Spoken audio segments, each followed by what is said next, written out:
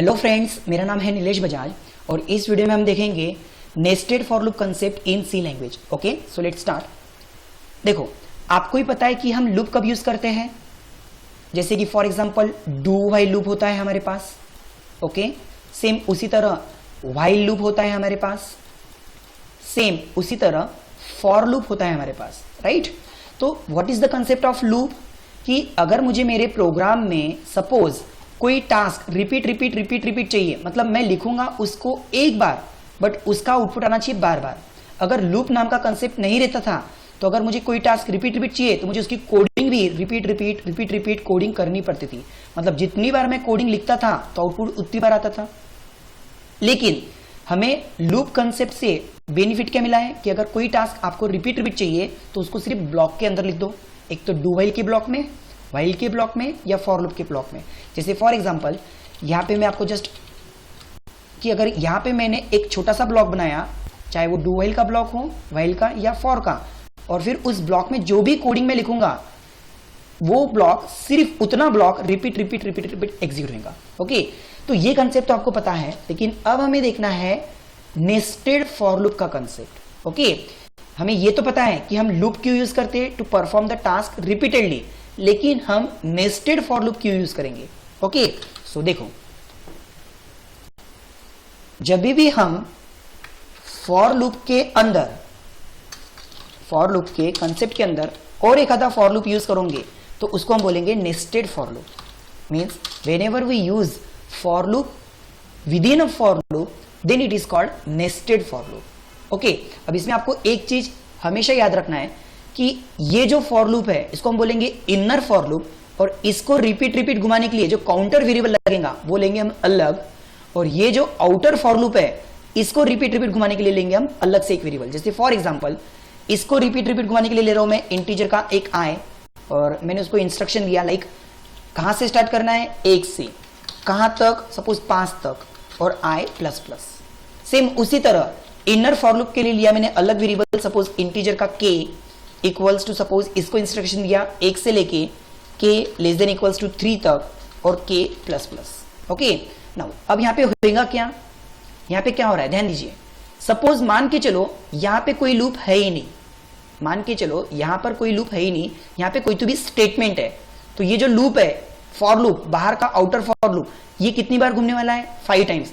इसका मतलब सॉरी, अंदर का जो भी स्टेटमेंट रहेगा वो कितनी बार एग्जीक्यूट होगा, 5 टाइम्स, क्योंकि ये जो आउटर लूप है इसको कितनी बार घूमना है, 5 बार। जब पहला राउंड लगाएगा तो पहली बार स्टेटमेंट एग्जीक्यूट होगा, फिर दूसरा राउंड लगाएगा दूसरी बार एग्जीक्यूट होगा, तीसरी बार, चौथी बार, 5वीं बार, क्योंकि बाहर का लूप हम कितनी बार घुमा रहे हैं, 5 टाइम्स। लेकिन अब जैसे मैं बता रहा हूं कि फॉर लूप के अंदर एक फॉर लूप है, मतलब इस आउटर फॉर लूप के अंदर भी एक फॉर लूप है, और अंदर का फॉर लूप कितनी बार घूम रहा, 3 टाइम्स। मान लो उसके पास में कोई स्टेटमेंट है कि वो स्टार प्रिंट कर रहा है।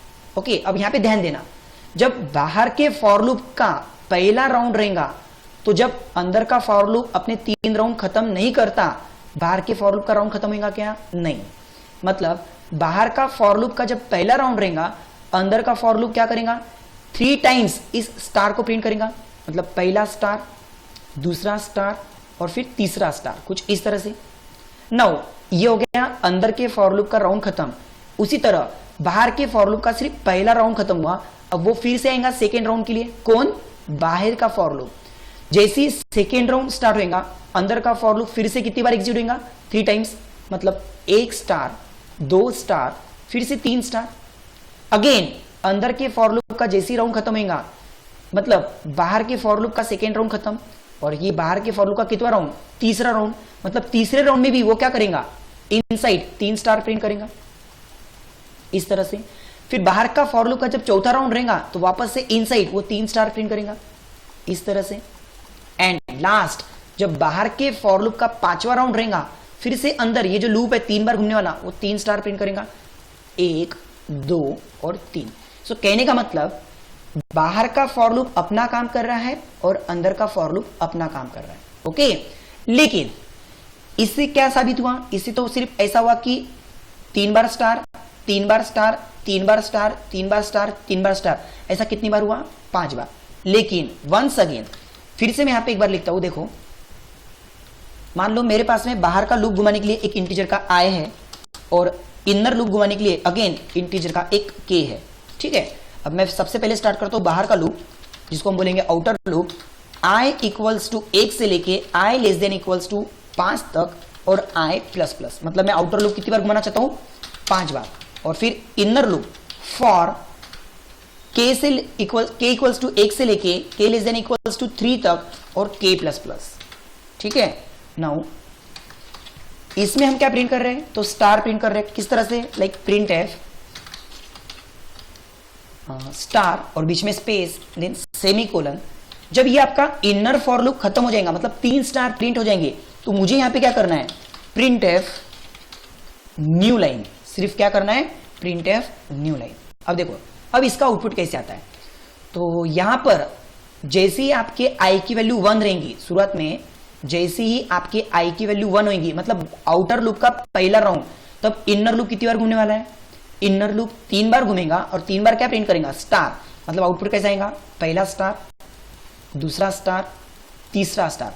और जैसे ही इनर फॉर लूप खत्म होएगा, मतलब उसके 3 राउंड खत्म होंगे, कर्सर ऑटोमेटिक कहां पे आएगा, न्यू लाइन पे, मतलब यहां पर। फिर आउटर फॉर लूप का कितना राउंड, मतलब जब आई 2 बनेगा, वापस से इनर लूप कितनी बार घूमेगा, 3 बार, और फिर से 3 बार क्या प्रिंट होगा, स्टार। लेकिन यहां से पहला स्टार, दूसरा स्टार, तीसरा star, okay, again new line, मतलब 3 बार ये लूप घूमने के बाद फिर से न्यू लाइन, कर्सर यहां पे। आउटर फॉर लूप का कितना राउंड, तीसरा राउंड, फिर से ये 3 स्टार प्रिंट करेगा, इनर वाला, 1 2 3, ओके, फिर से न्यू लाइन, क्योंकि कर्सर कहां पे आ जाएगा, न्यू लाइन पे।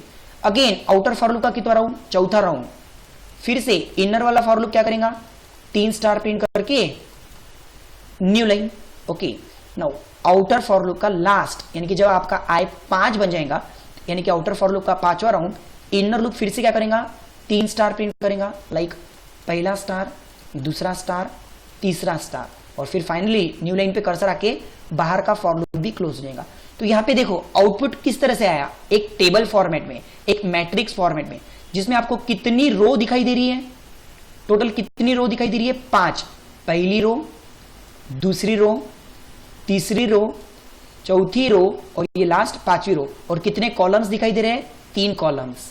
सो कहने का मतलब नेस्टेड फॉर लूप का मेन कंसेप्ट क्या है, to arrange your data in matrix format that is in the form of row and columns. और यहां पे एग्जैक्टली 5 रो किसकी वजह से आए, क्योंकि आउटर फॉर लूप 5 बार घूम रहा था। अगर आउटर फॉर लूप को मैं 6 बार घुमाता था तो 6 टाइम्स, यानी कि 6वीं बार फिर से 3 स्टार आते थे, 1 2 3, कुछ इस तरह से। तो कहने का मतलब आउटर फॉर लूप अगर 5 बार घूम रहा है तो आपकी बराबर 5 रो तैयार हुई।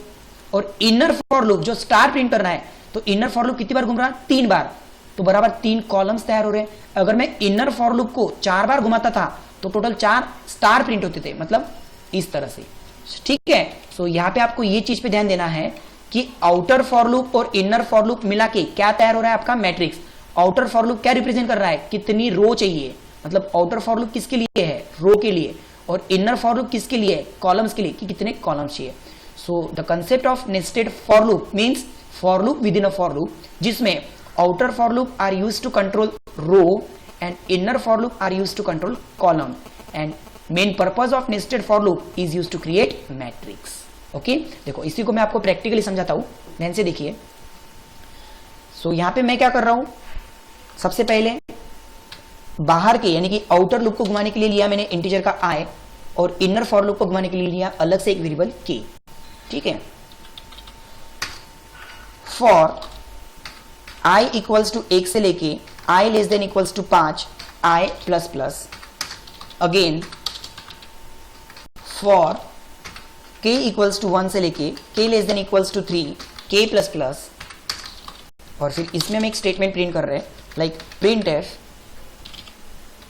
सो यहां पे हम सिर्फ नॉर्मली क्या प्रिंट कर रहे हैं, स्टार, और एक स्टार और दूसरे स्टार के बीच में स्पेस एंड सेमीकोलन।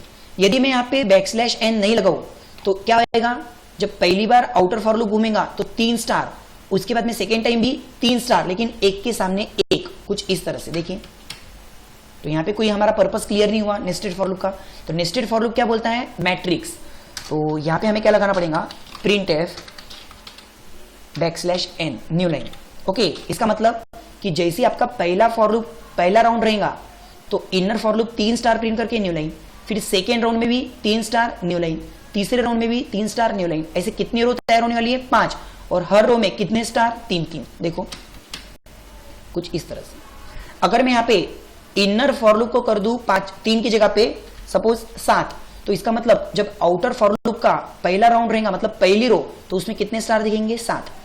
दूसरे राउंड में भी 7, मतलब 5 रोज एंड 7 कॉलम्स, कुछ इस तरह से। या फिर अगर मैं रो को 5 की जगह पे 7 कर दूं, लेकिन कॉलम को 7 की जगह पे 2-2 कर दूं, तो देखो क्या होगा? पहली रो में 2 स्टार, दूसरी रो में 2 स्टार, तो टोटल रो कितनी आएंगी? 7, बट कॉलम्स कितने आएंगे? 2। ओके, सो आई होप आपको ये कंसेप्ट समझ में आया होगा। That is nested for loop means whenever we use for loop within a for loop is called nested for loop, and the main purpose of nested for loop to arrange the data in matrix format, that is in the form of row and column. So outer for loop is used to control row and inner for loop is used to control columns. Okay.